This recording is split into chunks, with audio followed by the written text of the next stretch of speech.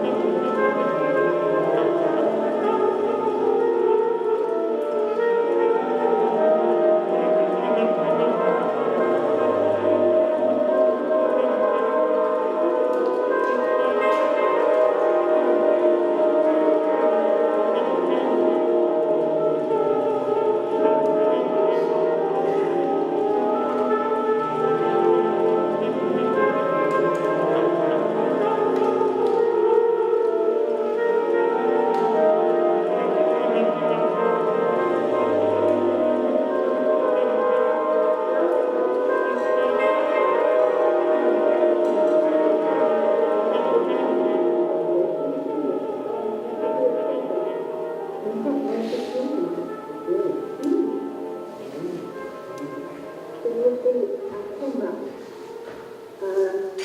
Wednesday, I went to the office and I caught the bus and I came straight up from there at the old 60s, you see. And I came in when I was still offices because it was no washing up. I did all that, I did that. And I put the windows the floors and I did dusting it and making the care. I left the kitchen at last night and I nursed it all out and thinking, you know, to look at that. So anyway, so if I'm going to let you know, I think we will do something, but that is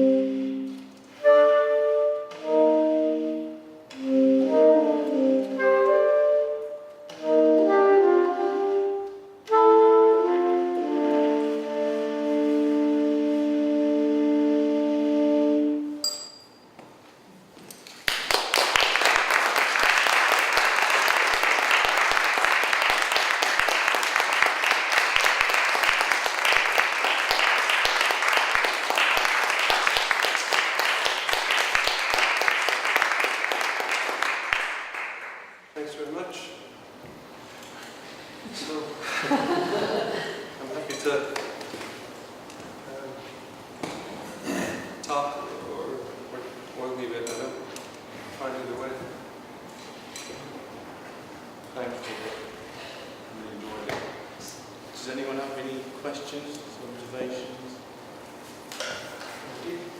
So there's a couple of things then, Robert. So first of all, forgive my ignorance of your previous work, but I heard different science seems to be a different style of playing today.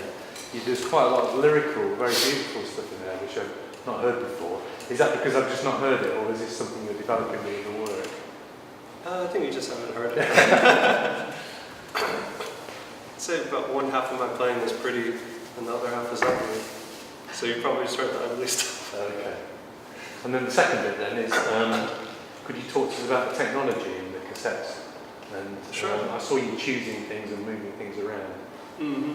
I don't want to give you to give your secrets away, but I just want to know. It's no secret. Yeah, it's no secret. I mean, I mentioned something about it in the abstract.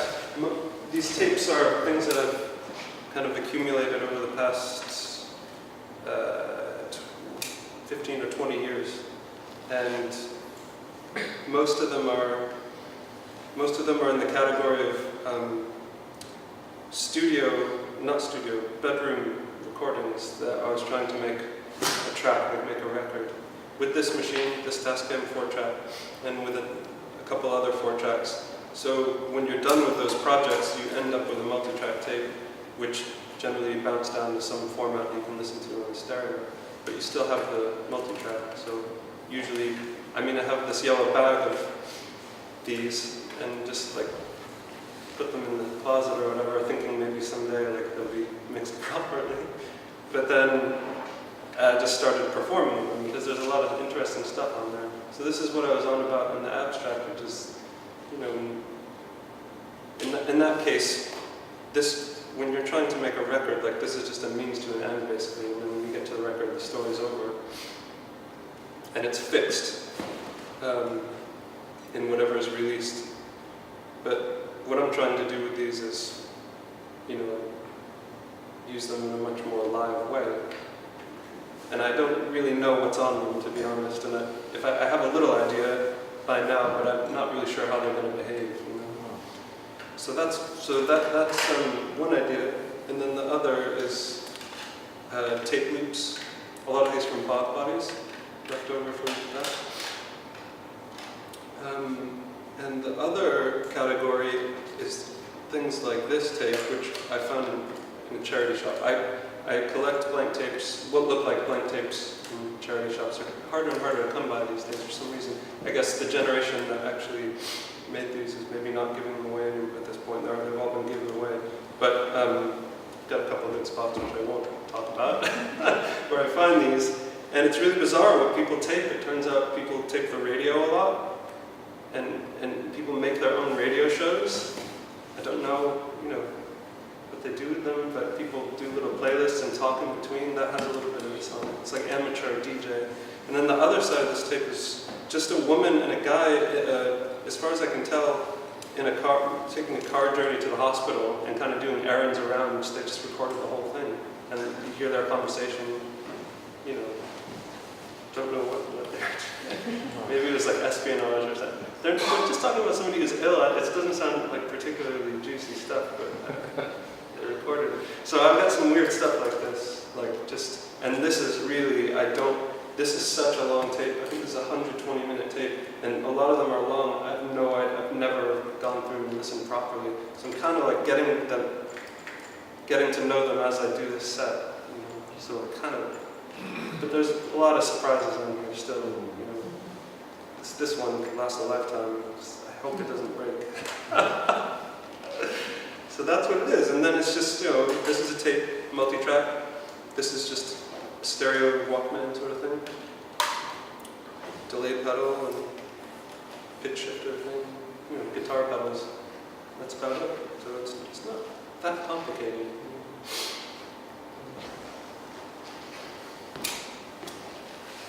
Yeah. Would you like to say something about the poem? And The poem. Does the poem come before or after?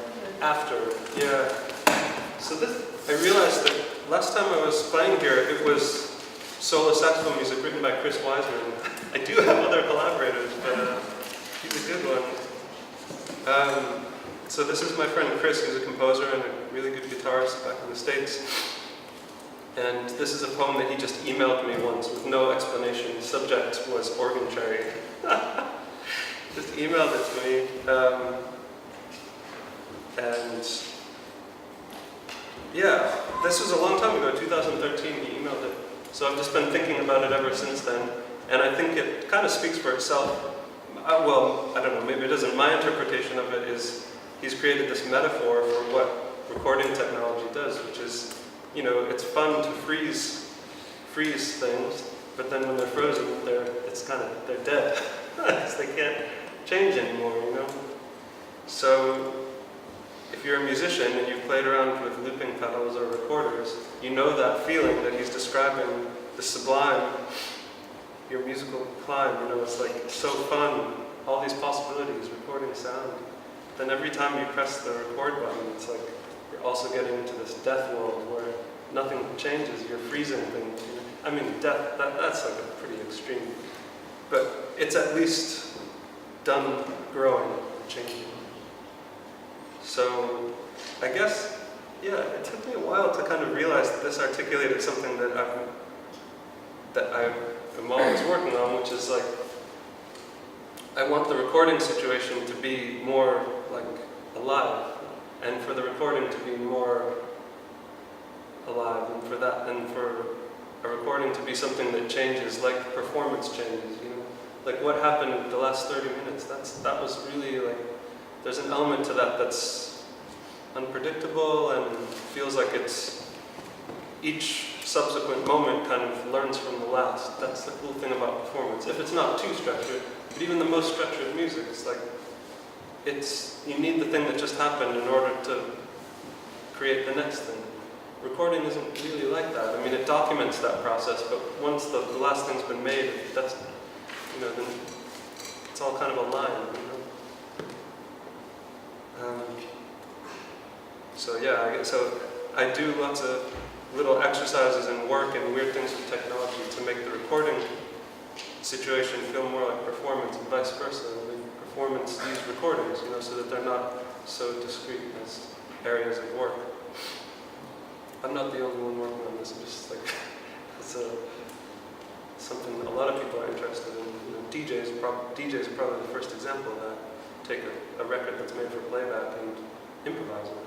It's an obvious example.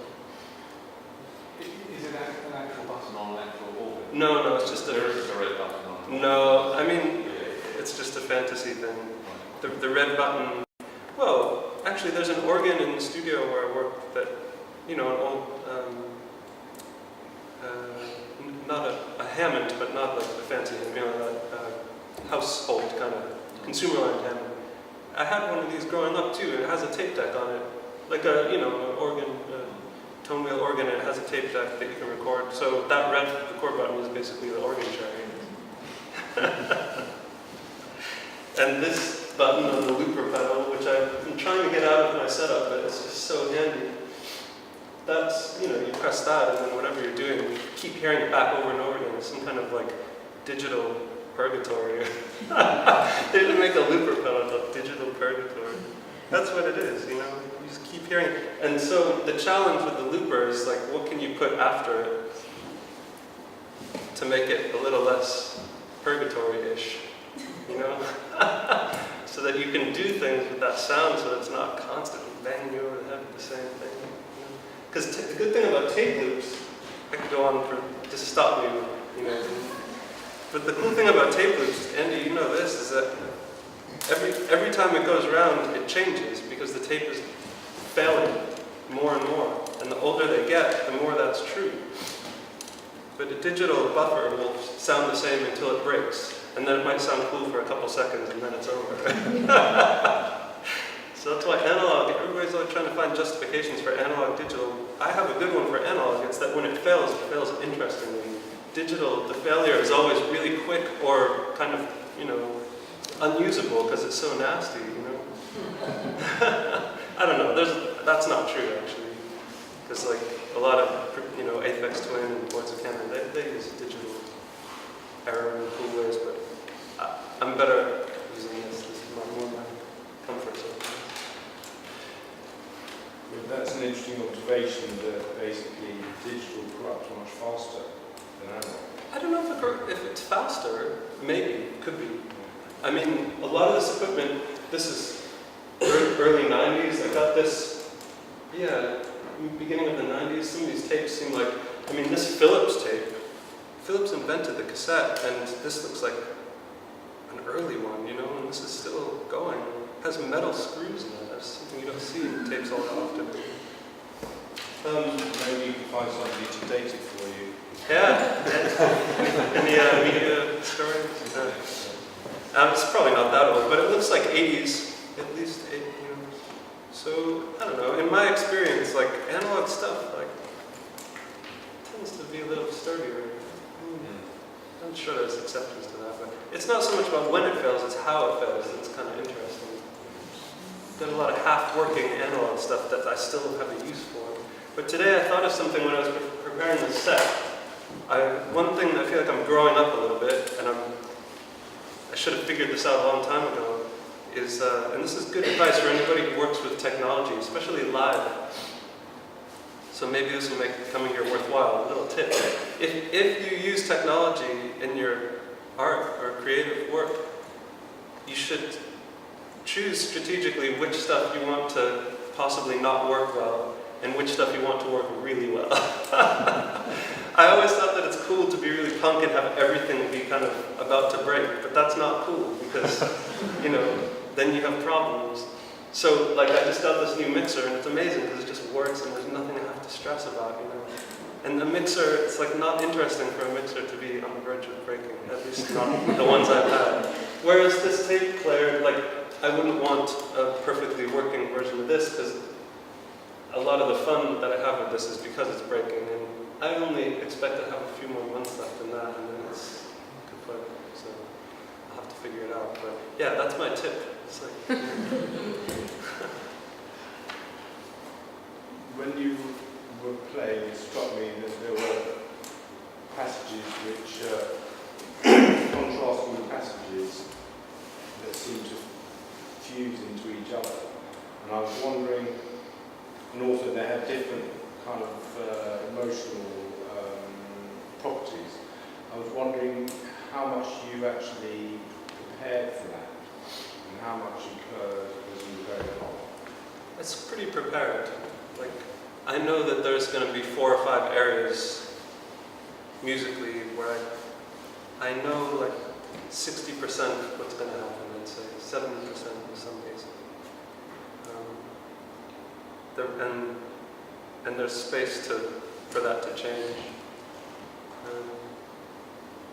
But the reason I do that is partly because if I go in not knowing anything about what I'm going to do,